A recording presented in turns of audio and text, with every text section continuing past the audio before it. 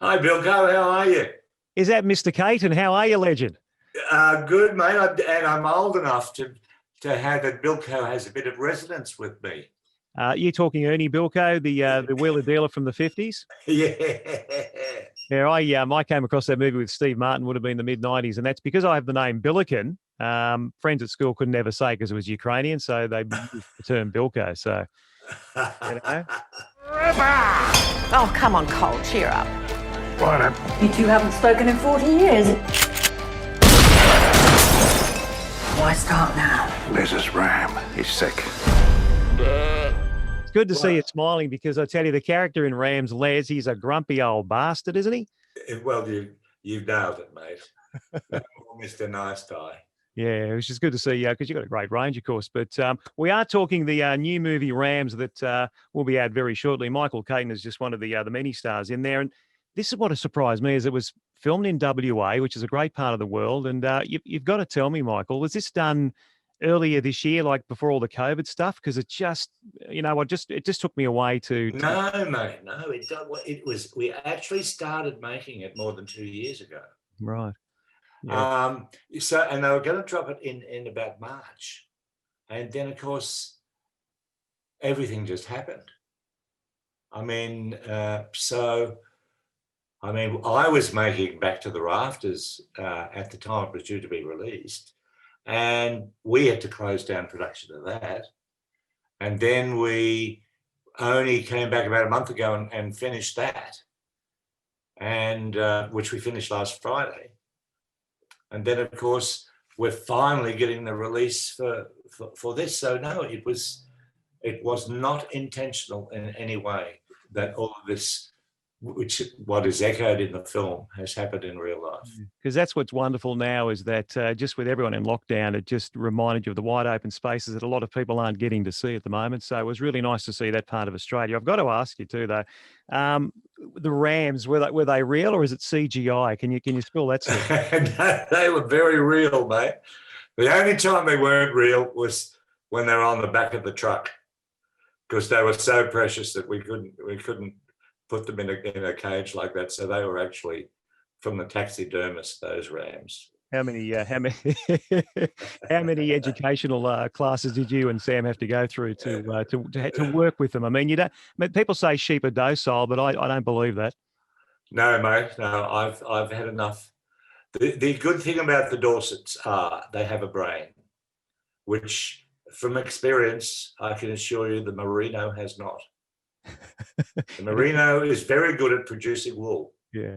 But if you're mustering Merinos and one falls over, you've got to get off your horse, put it back on its feet. Otherwise, it'll stay there. Oh, my God.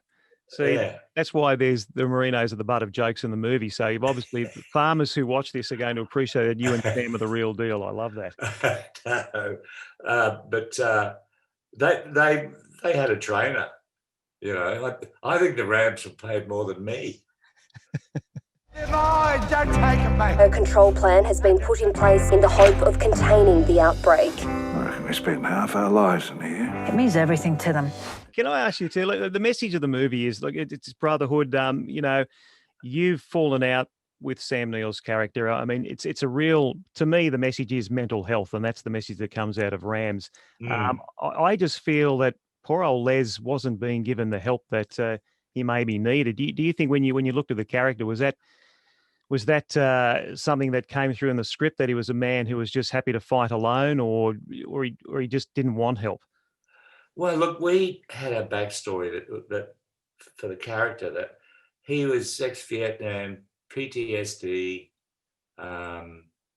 who'd probably needed some help and never got it, and one little thing magnifies into a big thing where, well, I don't want to go into it because I don't want to ruin the story for anyone, but it was the sort of crisis that actually makes them come together, because they are like two Rams, the brothers, but in actual fact they really love what they do, and they love the bloodline of their sheep, and that overcomes whatever like there was in the past, you know. And that's the beginning of the movie, and it's a great little scene where the two of you have got the best. And what's the name of the breed again? That Dorsets. Dorset. You've got the Dorset side by side. It comes down to you or your brother winning the coveted medal or whatever. I mean, the look in your faces of oh, it's just. And people may see on the screen behind me there's a great scene where you see these sheep living inside a house. I mean, I'm not going to explain how that comes about, but that's the love that is portrayed there. Look, I know people take on sheep as pets and what have you, but that just takes it to a whole new level. I mean, caring and loving for animals. I mean, the RSPCA would love you guys, I'm sure. Well, I tell you what, most farmers do too. You know, if farmer has some, I've seen it happen with a mate of mine. This big bullet got bonked and we couldn't get it out, and we had to put it down. Wow. And my friend taking the gun off the guy who owned the animal, saying, "I'll do it, mate. I'll do it. You don't want to have to shoot your own animal." No. And I think people sort of forget that. Yeah. I know not all farmers are perfect, but boy, most of them are. You know what comes out of Rams is it's a way of life that is simple and beautiful. There's a sense of community. Everyone does care, even what Les is going through. I mean, the vet nurse. What about Miranda Richardson? Yes. Oh, I couldn't take my eyes off her. Yeah. I'd sit there and just watch her work. Yeah. She's such a good actress.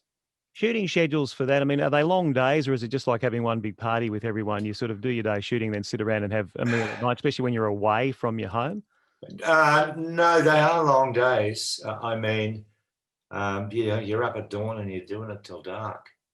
And Sam had a huge workload. I mean, he had days where it was just him doing all that stuff around the house. Yeah.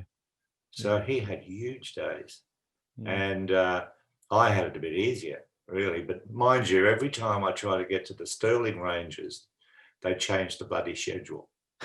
So I never did get to the Stirling Ranges. Maybe next time. It was an eerie that every time I arranged to do it, they changed the schedule. Hey, one thing before we go, because time's getting us, this movie, as well as brotherly love and there's mental health issues, it is a battle of bureaucracy coming in and interfering with life in the land. I mean, it does hark back to that great movie you did years ago called The Castle. It's the little guy coming out on top. That's a great message too. It shows that when a community gets together, anything's possible. Yeah, they defeat the overbearing bureaucrat who couldn't be a bit human about stuff, who everything's by the book. Yeah. All right, Michael, thank you so much for your time. Rams is... Same to you, Bilko. You're most welcome, and we'll see you in Rams and also see you in Rafters when it's back on, I think it's Amazon, so looking forward to that. That was my old stamping ground, Bilko. That's where we used to go to Noosa for our picnics when I went to boarding school in Gympie. Fantastic. That's you probably haven't ridden on the Rattler there for years. You'd need to have a steam train ride on there next time, eh? Where's that? That's up in Gympie Station. They've got it rolling again after about 10 years in hiatus. So I used to get the money back from a ticket to come back to Brisbane for breaks. Yeah. And I used to hitch back.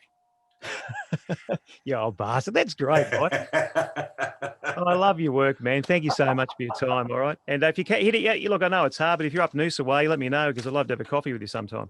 Yeah, mate, I'd love to be up there. All tell you what, I can't wait till everything opens up. I went up just before the 2nd of August and saw the family up there. Yeah. But it would be nice to head north. You're in Melbourne now? No, I'm in Bondi. Oh, thank God. All right. Yeah. Yeah, well, hopefully after the election, it'll be all opened up and you can come back again, mate. Anyway. Yes, please. Yes, please. Thank you. Bye, mate. Good on you. Bye-bye.